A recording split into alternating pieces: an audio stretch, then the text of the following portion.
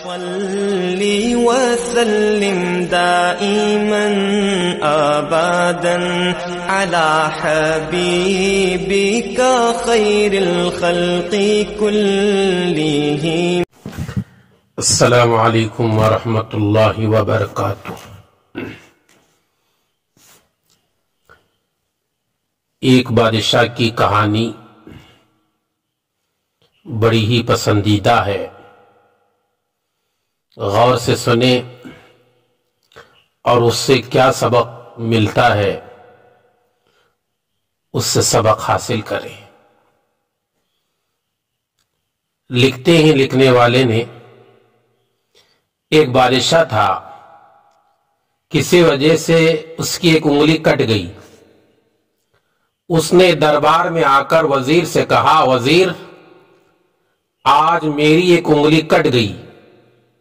وزیر نے کہا، اللہ تعالیٰ جو کرتا ہے وہ اچھا کرتا ہے۔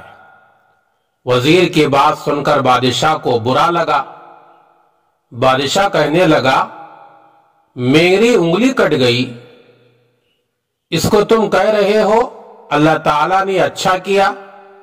وزیر نے جواب دیا، بادشاہ سلامت، اپنی سمجھ میں کوئی بات آئے یا نہ آئے یہ الگ بات ہے، مگر اللہ تعالیٰ جو کرتا ہے وہ اچھا ہی کرتا ہے۔ اس جواب سے بادشاہ بہت خفا ہوا۔ وزیر سے کہا، ہم تم کو اپنی نوکری سے خارج کر دیتے، نکال دیتے۔ یہ سن کر وزیر نے کہا، یہ بھی اللہ تعالیٰ نے اچھا کیا کہ آپ نے مجھ کو نوکری سے ہٹا دیا۔ وزیر کے الفاظ سن کر بادشاہ نے کہا، معلوم ہوتا ہے اس وزیر کا دماغ خراب ہو گیا ہے، میں نے اس کو نوکری سے ہٹا دیا، پھر بھی کہتا ہے یہ بھی اللہ تعالیٰ نے کیا تو اچھا کیا۔ وزیر جب ملازمت سے علیحدہ ہو گیا تو اپنے گھر رہنے لگا۔ وزیر نیک آدمی تھا، اللہ کے اوپر توکل تھا، روزی دینے والا اللہ تعالیٰ ہے، وہ کہیں نہ کہیں سے اسے اسباب پیدا کر دے گا۔ کچھ عرصے کے بعد بادشاہ شکار کھیلنے کے لیے جنگل میں گئے، ساتھ میں امیر، امراء، سپاہی بھی تھے۔ اتفاق سے ایک شکار کے پیچھے بادشاہ نے اپنا گھوڑا دوڑایا۔ وہ جانور بھاگتا ہوا بھیانک جنگل کے اندر پہنچ گیا۔ بادشاہ بھی اس کے پیچھے اپنا گھوڑا تیزی سے دوڑاتے ہوئے اسی بھیانک جنگل میں گھس گئے۔ امیر، امراء اور جو سپاہی ساتھ میں تھے وہ سب پیچھے رہ گئے۔ بادشاہ ان لوگوں کی نگاہوں سے اوجھل یعنی غائب ہو گئے۔ جس جانور کے پیچھے بادشاہ نے گھوڑا دوڑایا تھا وہ بھی اسی جنگل میں غائب ہو گیا۔ بادشاہ مایوس ہو کر واپس لوٹنے لگا۔ اتفاق سے اس جنگل میں جنگلی آدمیوں کی ایک ٹولی مل گئی۔ انہوں نے بادشاہ کو پکڑ لیا۔ بادشاہ تنہا تھا، اس وجہ سے ان جنگلی آدمیوں کا مقابلہ نہیں کر سکتا تھا۔ ان جنگلی آدمیوں کو اپنے دیوی دیوتاؤں کو ایک آدمی کی بھیڑ چڑھانی تھی، یعنی ایک آدمی کو لے جا کر دیوی دیوتاؤں کے نام پر ذبح کرنا تھا، اس لیے بہت خوش تھے، خوب ناچنے گانے لگے۔ بغیر تلاش کے ایک آدمی مل گیا۔ اب جب بھیڑ چڑھائی کی باری آئی، وہ جنگلی آدمیوں کے سردار نے کہا، پہلے اس آدمی کے جسم کو دیکھو، چیک کرو، اس میں کوئی عیب تو نہیں ہے، کہیں کوئی خامی تو نہیں ہے، کوئی چیز میں کمی تو نہیں ہے۔ تو اب سبھوں نے بدن کا ایک ایک حصہ دیکھنا شروع کیا تو دیکھا کہ اس کی ایک انگلی کٹ گئی۔ تو ان جنگلیوں نے اپنے سردار سے کہا، اس کی تو ایک انگلی کٹی ہوئی ہے۔